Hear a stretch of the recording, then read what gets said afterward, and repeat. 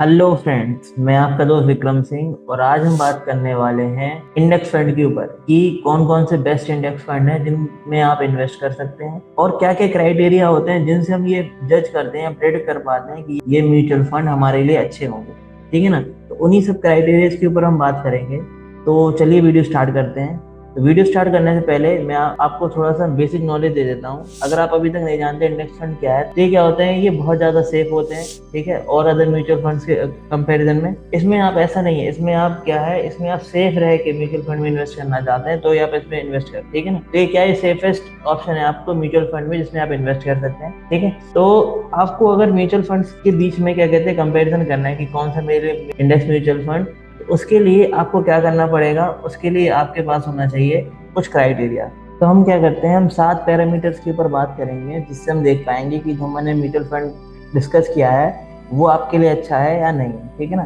तो चलिए, सबसे पहला जो होता है वो होता है फंड साइज। जो भी इंडेक्स फंड आप यूज कर रहे हैं वो उसका जो फंड साइज है वो कितना है। दूसरा है एक्सपेंस रेशियो। उसके बाद जो उसका एक्सपेंस रेशियो वो कितना है। अगर एक्सपेंस रेशियो 1 से ज़्यादा हुआ तो वो अच्छा नहीं होता। ठीक है ना।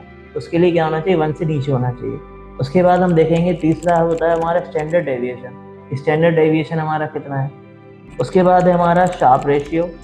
उसके बाद हमारा है अल्फा, फिर बीटा, और सबसे लास्ट में हम देखते हैं लॉक इन पीरियड। तो ये हमारे 7 पैरामीटर्स हैं, आपको स्क्रीन के ऊपर दिख रहा होगा। ठीक है। तो इन 7 पैरामीटर के ऊपर हम बात करेंगे। उसके बाद हम देखेंगे कि क्या हमारा जो इंडेक्स फंड जो हमने यहाँ पर देखा हुआ है वो हमारे इन पैरामीटर्स के अकॉर्डिंग सही है या नहीं। ठीक है। तो चलते हैं सबसे पहले इंडेक्स फंड के ऊपर जो कि हमारा है। तो यहाँ पर आप देख पाएंगे ये लिखा हुआ है DSP Nifty next 50 index fund direct growth. ठीक है ना। तो ये क्या है, equity large cap index fund में आता है। ठीक। इसका आप यहाँ पर देख पाएंगे इसका एनएवी कितना है। एनएवी इसका 29 रुपीज का, मतलब अराउंड 30 रुपीज का इसका एनएवी अभी है। और रिटर्न सिंस पर इंस्पेक्शन मतलब 21.86 पर एनम का इसका क्या हुआ है, अभी तक रिटर्न दे चुका है 21%। ठीक है। तो बहुत अच्छा है। यहाँ पर आप देख पाएंगे कि यहाँ पर आपको ग्राफ देखने को मिल रहा है। उसके बाद जो हमने अपने क्राइटेरिया के ऊपर बात किया हुआ है उनके ऊपर बात कर लेते हैं। ठीक है। तो जैसे कि आप देख पाएंगे यहाँ पर हम थोड़ा नीचे जाते हैं तो यहाँ पर आप देख पाएंगे कि हमें एक्सपेंस रेशियो देखने को मिल रहा है, वो कितना है 0.3। ठीक है। तो मैंने बोला था कि एक्सपेंस रेशियो 1 से कम हो तो अच्छा होता है। जैसे देख पा रहे हैं कि क्या 0.3 तो अच्छा है। एग्जिट लोड क्या है, इसमें 0 है, मतलब कोई भी एग्जिट लोड आपको नहीं लगेगा। उसके बाद एएमयू मतलब फंड साइज कितना है। फंड साइज इसका है 653 करोड़, यहाँ पर आपको फंड साइज देखने को मिल रहा है। Lock in, no lock in. ठीक है। तो नो लॉक इन टाइम बहुत अच्छा होता है। अगर लॉक इन टाइम 1 साल का भी है तो भी वो अच्छा ही होता है। ठीक। एज अभी कितना टाइम हो गया इस फंड को, इसको हो गया है 5 साल और 5 मंथ। आपको यहाँ पर इसको हो गया है, कब बना था, सिंस February 11 2019 में ये बना हुआ था। ठीक है। इसका बेंचमार्क मतलब ये किस कौन से बेंचमार्क को फॉलो करता है, ये फॉलो करता है निफ्टी नेक्स्ट 50 PRI को, ये क्या करता है, फॉलो करता है। ठीक है ना। मिनिमम इन्वेस्टमेंट कितना कर सकते हैं इसमें, SIP में कर सकते हैं 105 रुपए से स्टार्ट कर सकते हैं, और लमसम भी आप 105 रुपए से यहाँ पर लग कर सकते हैं। रिस्क जितने भी क्या कहते हैं म्यूचुअल फंड होते हैं वो सारे क्या होते हैं, वेरी रिस्की होते हैं। तो यहाँ पर लिखा हुआ है हाई रिस्क, और यहाँ पर आप देख सकते हैं कैलकुलेटर आपको गिवन है, कैलकुलेट कर सकते हैं कि आप मंथली इन्वेस्टमेंट करें तो आपका कितना हो जाएगा। या तो यहाँ से आप क्या कहते हैं इसको कंपेयर भी कर सकते हैं। यहाँ पर क्या कह सकते हैं, आप रिटर्न भी चेक कर सकते हैं 1 मंथ का। ठीक है। कैटेगरी एवरेज मतलब वही बेंचमार्क है इसका। उसके 3 साल 5 साल ये सब आप यहाँ पर क्या कहते हैं ग्राफ के अकॉर्डिंग यहाँ पर चेक कर सकते हैं। ठीक है ना। तो ये ऑलमोस्ट सब हर उसमें ज़्यादा ही है। ठीक है ना। अब यहाँ पर आप थोड़ा नीचे आएंगे तो यहाँ लिखा हुआ एसेट एलोकेशन। एसेट एलोकेशन का मतलब जिसके जो एसेट है, मतलब इसने कहाँ कहाँ अपनी इन्वेस्टमेंट किया हुआ है। तो जैसे कि आप देख पाएंगे यहाँ पर जो ब्लू में आपको दिख रहा है वो है लार्ज कैप में इसमें इन्वेस्ट किया हुआ है कितना 86.43%। मिड कैप में इसने 13.29 और स्मॉल कैप और अदर कैप में किया ही नहीं हुआ है, ना डेब्ट में किया हुआ है ना ही अदर्स। ठीक। तो यहाँ पर आप देख सकते हैं इसने कहाँ कहाँ इन्वेस्ट किया हुआ है। टॉप होल्डिंग आप देख सकते हैं कि कहाँ कौन कौन सी कंपनी में इन्वेस्ट किया हुआ है। तो ये सारी कंपनीज आपको यहाँ पर देखने को मिल जाती है। सेक्टर देख सकते हैं, फाइनेंस में कितना है, ठीक है, कैपिटल गुड्स में कितना है, सर्विस में कितना है, एनर्जीज में कितना है। ठीक है। तो यहाँ से आप टोटल मतलब डिटेल्स आप यहाँ पर देख सकते हैं उसके पोर्टफोलियो की। ठीक है ना, कि कहाँ कहाँ उसने इन्वेस्टमेंट किया हुआ है। उसके बाद आप देख सकते हैं पीयर कंपैरिजन। पीयर कंपैरिजन मतलब उसके सेक्टर की जितनी भी इंडेक्स हैं उनके साथ उसका कंपैरिजन देख सकते हैं। जैसे क्या है, DSP Nifty 50 next 50 index fund ये आपका दिया हुआ है। UTI नेक्स्ट 50 इंडेक्स फंड यहाँ पर दिया हुआ है। ठीक। देख सकते हैं 5 साल 5 मंथ हुए हैं, इसको 6 साल 1 मंथ हुए हैं, और इसका एक्सपेंस रेशियो ऑलमोस्ट सेम है। तो यहाँ से आप कह सकते हैं इनका कंपैरिजन देख सकते हैं, रिटर्न का भी कंपैरिजन कर सकते हैं और रिस्क रेशियो का भी कंपैरिजन आप यहाँ पर कर सकते हैं। ठीक, उसके बाद आप नीचे जाते हैं, नीचे देख पाएंगे जो मैंने की फीचर बताए हुए थे वो क्या थे, अल्फा, बीटा, शार्प और स्टैंडर्ड डेविएशन। तो देख पा रहे हैं यहाँ पर अल्फा कितना है, अल्फा है 3.58, जो कि क्या है, कितना होना चाहिए था, जो था कि 0 से ज़्यादा होना चाहिए था। अल्फा क्या है, अल्फा अगर 0 से ज़्यादा है, 1 है तो बहुत अच्छा है, और अगर 3 से ज़्यादा है तो बहुत ही ज़्यादा अच्छा है। शार्प कितना है, शेप कितना है, शेप होना चाहिए 1 से ज़्यादा। तो देख पा रहे हैं कि 1.02 और 3.83 तक यहाँ पर आपका देखने को मिल रहा है कि इतना हो सकता है। बेटा कितना है, बेटा होना चाहिए आपका 1 से कम। तो देख पा रहे हैं यहाँ पर थोड़ा सा आपको चेंजेस देखने को मिल रहा है कि क्या है ये 1.112 से लेकर 0.79, मतलब 1 से कम तक ये जा सकता है। तो बीटा भी इसका अच्छा है। स्टैंडर्ड डेविएशन देख सकते हैं, स्टैंडर्ड डेविएशन कितना है, 16.92 से लेकर 8.5। स्टैंडर्ड डेविएशन भी आपका यहाँ पर अच्छा है। तो ओवरऑल हमने ये देखा कि जो हमारा ये पूरा फंड है उसकी 7 parameter, fund size, expense ratio, standard deviation, Sharpe ratio, alpha, beta and lock in, ये हमारे बहुत अच्छे कैटेगरीज में आ रहे हैं। तो इन सब को देख के हम ये कह सकते हैं कि ये क्या है, एक अच्छा फंड हो सकता है आपकी इन्वेस्टमेंट के लिए। और अगर आप फंड के बारे में जानना चाहें तो आप यहाँ से देख सकते हैं अबाउट दिस फंड। तो यहाँ पर सारी डिटेल्स दिया हुआ है, ठीक है, कि कौन कौन सा उसमें आता है, कब इन्वेस्ट किया था, ठीक है ना, इसको क्या कहते हैं, फंड मैनेजर कौन है, ये सब आप यहाँ पर देख सकते हैं। ठीक, तो ये आपको ओवरऑल सारी चीज़ें आपको यहाँ पर देखने को मिल जाती हैं इस फंड में, ठीक है ना। इस वेबसाइट का नाम क्या है, इस वेबसाइट का नाम है ईटी मनी। अगर आपको क्या कहते हैं इसी वेबसाइट पे आके चेक करना हो तो मैं इसकी लिंक डिस्क्रिप्शन में डाल दूंगा, आप सिंपली 1 क्लिक करके इस पे आके आप चेक कर सकते हैं, ठीक है ना। अब चलते हैं हम नेक्स्ट फंड पे, जो कि हमारा होने वाला है Motilal Oswal Nifty mid cap 150 index fund, ठीक है। तो ये हमारा सेकंड फंड है, जो मुझे लगता है, ये मैं सिर्फ अपने प्रेडिक्शन के हिसाब से, अपनी कैलकुलेशन के हिसाब से आपको बता रहा हूँ। तो ऐसा नहीं है कि आपको इसमें इन्वेस्ट करना ही करना है, आपको अपना पूरा टाइम लेना है, अपने रिसर्च करना है, उसके बाद अपने किसी म्यूचुअल फंड में आपको इन्वेस्ट करना है, ठीक है ना, क्योंकि वो आपका पैसा है तो आपको उसका ध्यान देना है। और म्यूचुअल फंड्स में क्या होता है कि अगर मान लीजिए आपने एक बार इन्वेस्ट कर दिया तो ऐसा नहीं कि सिर्फ आपको इन्वेस्ट कर दिया फिर देखना नहीं, आपको हर 5 से 6 महीने में एक बार उसके चेक करते रहने कि कहाँ वो इन्वेस्ट कर रहे हैं, कहाँ फंड जा रहा है, तो उसके अकॉर्डिंग भी आपको यहाँ पर चेक करते रहना चाहिए, ठीक है ना। तो यहाँ पर आप देख पाएंगे कि यहाँ पर क्या कहते हैं, इसका जो NAV है वो है 38.33 रुपीज का, ठीक है। इसका रिटर्न पर एनम कितना है, 31.56%, ये बहुत अच्छा है। पिछले वाले से भी आप ज्यादा देख सकते हैं कितना इसका पर एनम का रिटर्न है, यहाँ पर 31.56% है। यहाँ पर इसका ग्राफ दिया हुआ है, तो ग्राफ में आप 3 मंथ, 6 मंथ, 1 ईयर, 3 ईयर और मैक्सिमम ये आप चेक कर सकते हैं, ठीक है। उसके बाद हम थोड़ा नीचे जाते हैं, तो नीचे देख पाएंगे कि यहाँ पर जो हमारा जो ओवरव्यू होता है, जो हमें 7 पैरामीटर देखने हैं, उनमें से कुछ पैरामीटर यहाँ देखने को मिलते हैं, जैसे एक्सपेंस रेशियो। तो एक्सपेंस रेशियो उसका भी कम है, 0.3 है, तो ये बहुत अच्छा है। 1 से जितना ही कम हो उतना ही अच्छा एक्सपेंस रेशियो होता है। एग्जिट लोड उसका फिक्स 1% है, तो ये भी ठीक है ना। एग्जिट लोड अगर 1% है तो कोई दिक्कत नहीं है। उसके बाद एएमयू फंड साइज कितना है, इसका है फंड साइज 1759 करोड़ का इसका फंड साइज है, तो बहुत अच्छा फंड साइज है, मतलब लोग इसमें इन्वेस्ट कर रहे हैं, ठीक है ना। Lock in period, no lock in period है, ठीक है। तो हमारे 4 पैरामीटर हमने यहाँ पर चेक कर लिए जो हमको चेक करने होते हैं। उसके बाद आप इसकी एज देख सकते हैं, एज कितनी है, 4 ईयर 10 मंथ्स की इसकी एज हो चुकी है। मतलब कब बना, वो स्टार्ट हुआ था अगस्त 2019 को स्टार्ट हुआ था, ठीक।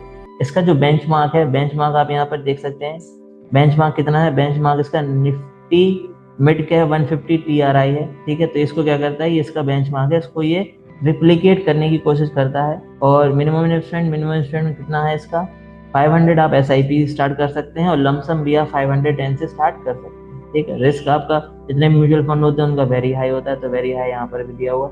उसके बाद आप देख सकते हैं शॉर्ट टर्म कैपिटल गेन, ये कितना है, return tax at 15% if you redeem 1 year, ठीक है। आपको क्या है 15% देना पड़ेगा अगर आप एक ही साल में अपना पैसा निकालते हैं। लॉन्ग टर्म कैपिटल गेन, अगर आप 1 साल के बाद निकालते हैं तो आपको हर 1 लाख रुपए पे 10% आपको यहाँ पर देना पड़ेगा, ठीक है, मतलब टैक्स देना पड़ेगा, तो ये टैक्स हो गया। उसके बाद आप रिटर्न कैलकुलेट यहाँ पर कर सकते हैं, ठीक है, यहाँ पर कैलकुलेटर भी दिया हुआ है। उसके बाद आप थोड़ा नीचे आएंगे तो यहाँ पर क्या हुआ है, ट्रेलिंग रिटर्न, मतलब यहाँ पर टाइम के हिसाब से इसका रिटर्न दिया हुआ है, ठीक।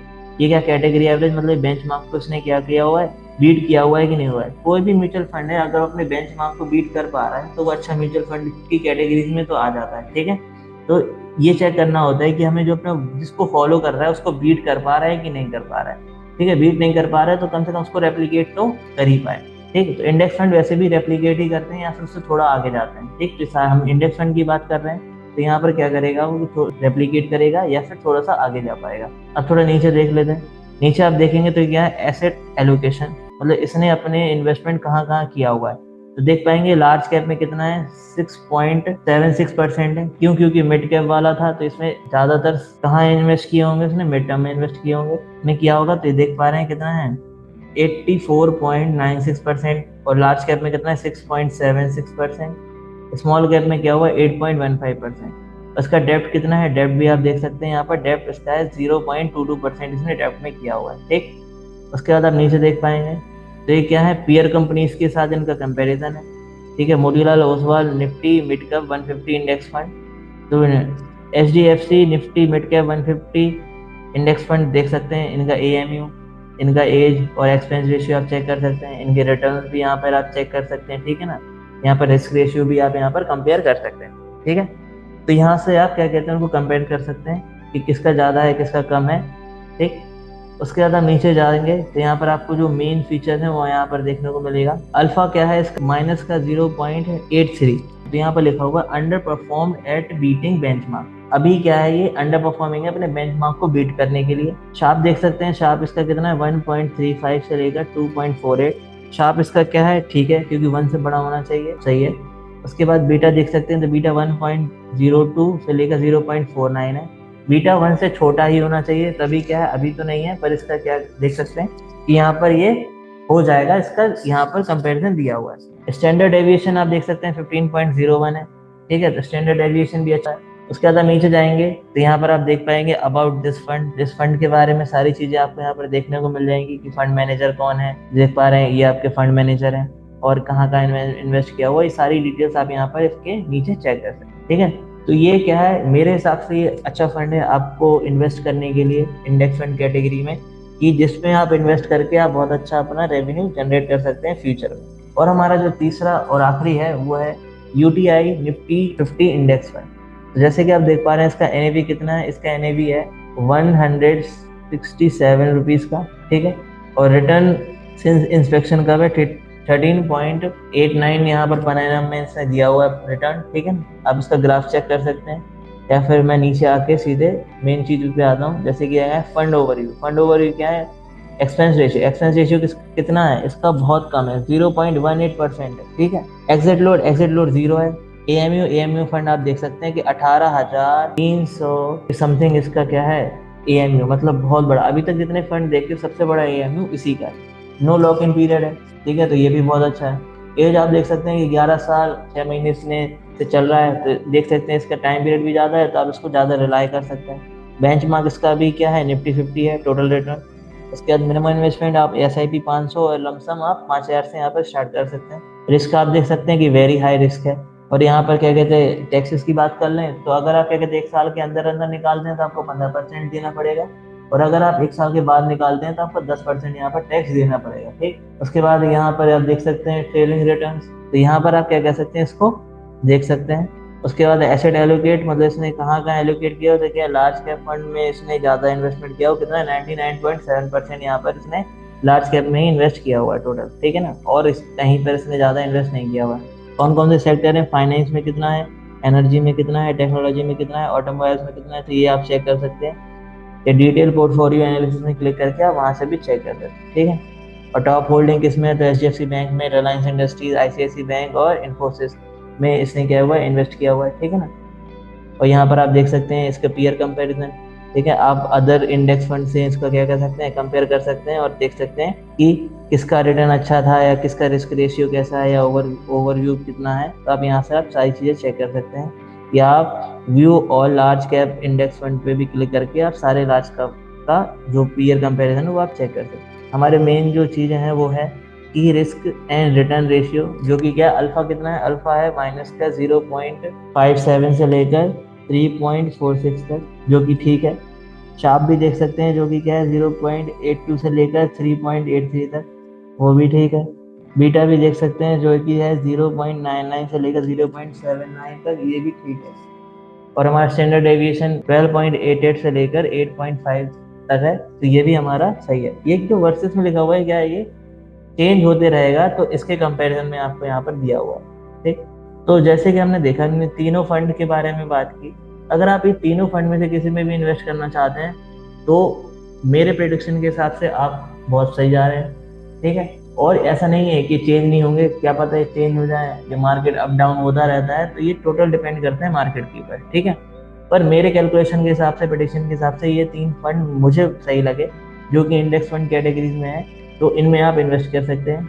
आप अपना रिसर्च भी करिए और देखिए कि आपको इन तीनों में से किस में इन्वेस्ट करना चाहिए, या फिर लमसम हो या फिर वो एसआईपी हो, तब तीनों में से किसी एक में इन्वेस्ट कर सकते। तो आज की वीडियो में हमने बात किया कि कौन से बेस्ट इंडेक्स फंड हैं जिनमें आप क्या कर सकते हैं, इन्वेस्ट कर सकते हैं। वो हमने तीनों डिस्कस किए। जैसे पहला DSP Nifty next 50 index fund, दूसरा Motilal Oswal Nifty mutual fund, उसके बाद यूटीआई निफ्टी 50 इंडेक्स फंड। तो ये हमने तीनों डिस्कस किए। तो आज की वीडियो में इतना ही, मिलते हैं नेक्स्ट वीडियो में। और ऐसे ही हमारे चैनल के साथ बने रहिए। हम स्टॉक से लेकर म्यूचुअल फंड से रिलेटेड ऐसी ही वीडियो लाते रहते हैं। अगर ये वीडियो आपको अच्छी लगी तो लाइक करें, ठीक है, चैनल को सब्सक्राइब करें, और जो भी म्यूचुअल फंड में इन्वेस्ट करना चाहता हो या फिर म्यूचुअल फंड्स को सर्च कर रहा हो तो उसको ये वीडियो शेयर करें। और ऐसे इन्फॉर्मेटिव वीडियो देखने के लिए आप हमारे चैनल को सब्सक्राइब करें। ठीक, धन्यवाद।